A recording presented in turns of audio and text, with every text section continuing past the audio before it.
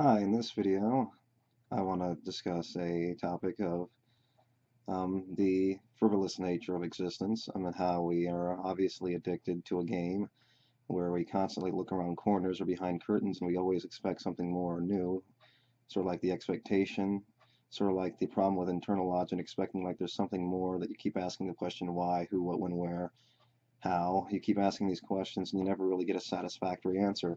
And that's something that we obviously have an issue with and that we need to discuss because that's what a lot of people live by when it comes to this world, think that there's some kind of illusionary mystery out in the other depths of the universe, not realizing that obviously it's made up of the same function of where we are right now, what we can observe, but there's nothing really hiding behind any kind of veil that we can't see at this moment. It's something that's obviously the same basic function as we can see within our grasp, within our reach, and that shouldn't be an issue for anyone with a reasonable mind. But obviously, some people want to reach out and grasp to the other side and expect that there's something that you can reach over to, and when in reality, it's sort of like reaching into a closet expecting to find a monster in there.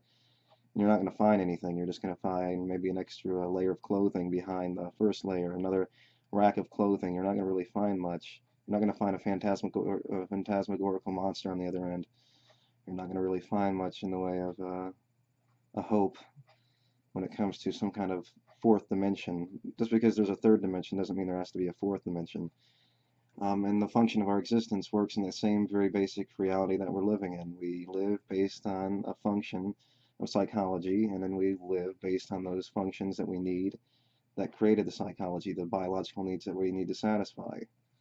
And we're satisfying them by having our visceral functions control us and remind us by giving us signals based on biological cues that we have that often turn into addictive um, psychologies or addictive syndromes that control us and try to make sure that we can satisfy those needs and wants as much as we satisfactorily can. And a lot of those things are based on, just the same basic function that created us, and it's a form of cause and effect that created a function that allowed us to survive as a mechanism based on the mechanism that created us. It's a self-fulfilling mechanism. Sort of like, I don't know, I guess I want to use an analogy along the lines of, sort of like begging the question, why are we here exactly the way we are? It's not really asking, um, why did the water happen to land in a certain cup? There's water in a cup, and you may have some kind of issue wondering how the water is in the cup, but in reality, the water's in the cup and has to conform to the existence that it's already being controlled by. So it's being controlled by the boundaries of the cup, the water moving inside. It's not a matter of, wait, how did the water get in the cup? And that shouldn't be really a considerable question or a question that's important. It's the fact that the water's in the cup and it's being controlled by the boundaries of it, as opposed to how the water got in the cup. And oh, how surprising that the water happened to land in a cup and the water is being controlled by the very boundaries of the cup. It can only move within the distance. Even all the cups can be considered to be the same thing. Um, they're all the same cup, but it landed in one of them. And how odd that all the same cups and it happened to land in one, and that it's being controlled by the conformity of the cup that creates the boundaries for whatever is going to move inside of it moving. It's not really an interesting question. It's just a question um, of questioning your own expectation of what you expect reality to be and how it can often elude you that it's not as special as you may think it is. So another issue is our addictive syndromes and our expectations of some kind of deeper meaning in things. And that's where another issue comes up with addictive psychology, and the issue with is the question that we keep asking ourselves every time we satisfy some kind of um, desire that we have is we always ask the question, well, now what? That's all we're living is a now what existence. We keep sitting here wondering what's going to happen next. And yes, what's behind curtain number one is another curtain number two, another curtain number three, at least contrived by the person searching for something behind the curtain to begin with. You may find an answer, but the answer, regardless of the answer, if there is one behind there. It doesn't really answer any deeper question about the deeper meaning of reality. It just gives you another answer, and probably an unsatisfactory answer. Even if the answer is a final answer, you don't really realize it, and you keep asking questions and going in circles.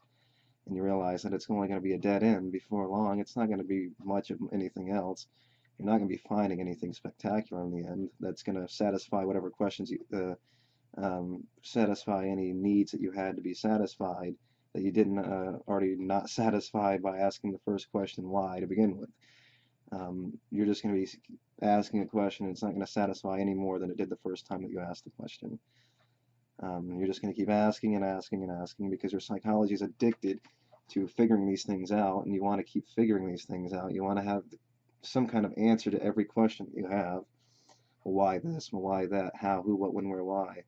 And you're not going to be satisfied because there's no reason to be satisfied, because we're based on a mechanism that makes it so that we're not satisfied, so that we keep finding a way to, a reason to live, and a reason to survive.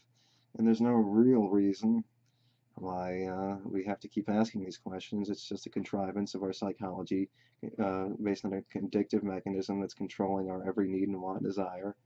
And it's just a dirty mechanism that controls us in all sorts of negative ways, because the addiction can never be satisfied fully.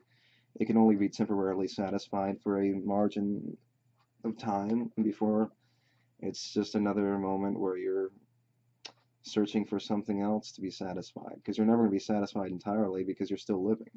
Living is synonymous with lack of satisfaction. Because once something else is satisfied, regardless of what that thing you're satisfying is, you're going to look for something else to satisfy, occupy your time, because you're not doing anything else. So you're going to have to satisfy some other need to just not go, just based on the very fact that you exist. Not just to not go insane, because you need to, because you need to have some kind of stimulation, but because that's you can't not be satisfying something or looking to be satisfying into something and not be living, because you've got to satisfy at least by controlling some kind of issue you may have, whatever it may be, keeping something under control. There's always issues like that, and there's always going to be something else that arises, because once something else is being satisfied, your mind's going to go to something else, and it's going to have to be something else that's being satisfied. So regardless of that, you're always satisfying something, and that's the very mechanism that we exist upon. Whatever it may be, based on those relationships that we see from the material world that created these addictions to begin with. It's something that just happens to be a natural byproduct of these relationships that we have all around us, creating all these forces that collect as one and make a universe that allows for such a mechanism to thrive and be allowed to happen, be possible in. So that's another issue that we obviously have to realize, is that it's just part of the mechanism, and it's something that you can only do so much to fix, but it's something that you need to fix as much as you can, if not completely.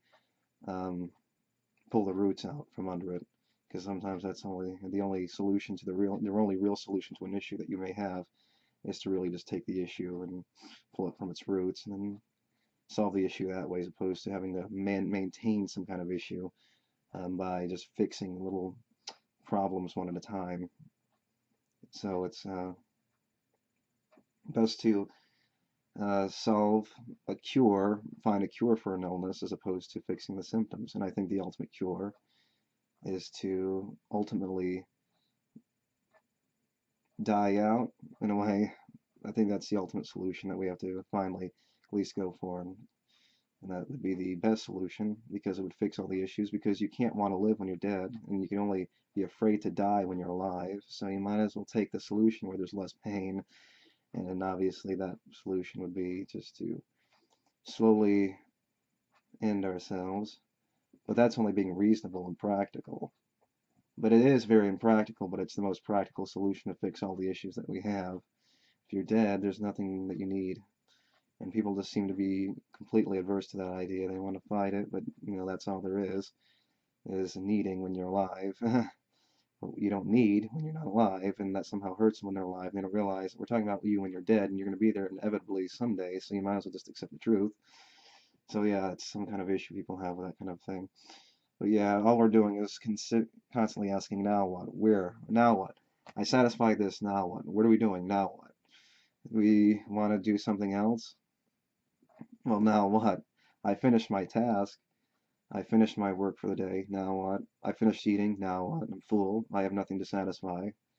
Let me take a nap. Let me satisfy uh, my mental stability issues. Let me satisfy my hunger. Let me satisfy my sexual drive. Let me satisfy. Oh, my throat's feeling kind of dry. Let me satisfy that by drinking some water. Let me see. Let me look at this picture because I'm bored. Let me write something down so I don't forget it.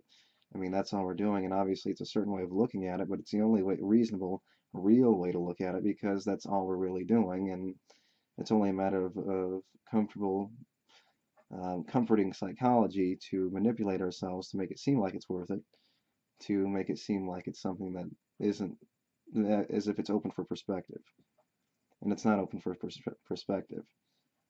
It's an idea that's pretty straightforward and pretty obvious. It's sort of like saying just because you don't realize it doesn't mean that you're not feeling the pain. Just because you don't realize it's a zero-sum game doesn't really make it so that it's not a zero-sum game. You're still experiencing the zero-sum game. You just look at it from you twist it and you manipulate it to where it's a livable function of your existence to accept everything that's happening in your life because you're too scared because on the other side you're just obviously there's a hump that you have to overcome that's making it too scary for you to be able to jump to the other side. There's all sorts of contributing factors to these kinds of issues, but that's obviously one of them. So yeah, all we're doing is living a now what? Satisfy, satisfy. It's just another simple way of looking at the mechanism of our functionality, and there's really nothing else that's um, going on really at any fundamental level except satisfying something looking to be satisfied.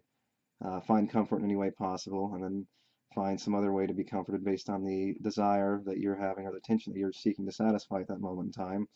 And there's only so much you can do to satisfy it. And that's what we're here to do, is to satisfy our needs and wants. And if we weren't here, we wouldn't have to satisfy them. And when you're not here, you don't have to want to satisfy them. You can only um, want to satisfy them if you're alive and living. So it's an issue only living creatures have, not something that things that don't exist have. And that's another thing, is that we're not lamenting issues. We don't have lamenting issues for things that aren't existing. And they don't have it themselves, and we don't have it for them necessarily unless you're sitting there imagining all day of a better world. You're not lamenting something that didn't exist to begin with. You're lamenting the idea, but the idea doesn't mean anything because it doesn't exist except in the self-delusionary part of your psychology that wants you to make it exist, even though it's not necessary, because it's been proven not to be necessary, sort of like you, and it can be eliminated. Um, but it just happened to be the thing that happened, and that's obviously another confusion, people. Just because it happened doesn't mean it had to happen, but it happened to be the thing that happened, and it could be changed. Um, the only thing that deems it to be so that it had to happen is just cause and effect. It just happened to be the thing that happened, but it can change, and it doesn't have to keep happening the same way. It can be an issue that can be changed and resolved easily. So, I don't think there's really anything else to discuss. Just keep asking now what. He'll help you realize. Just ask. Every time you feel like you need to satisfy something, ask yourself, now I need to satisfy something else. Now what? What else do I need to satisfy? Now what? Do I need to lurk behind curtain number 5, number 6, number 7, number 8? Do I need to keep going and going and going around in circles and hope for something new? Now what? I satisfied this. Now what? Maybe it can help help people reach some conclusions about their own addictive psychology, about their expectations, and what the very fundamental nature of reality is, at least based on their psychology and the way that your psychology was created and how it reacts to the world around us, and that doesn't really have any place to be satisfied except in its non-existence. When there's nothing to be satisfied, when the very foundation of its existence is to be satisfied. When you don't have it, it doesn't have to be satisfied. And that's a very simple solution, is to dig it out and pull it from its roots, and then go from there and see if that solves the issue. But I think it will. It's self-explanatory. So I think that's the only thing I need to discuss right now. So now what?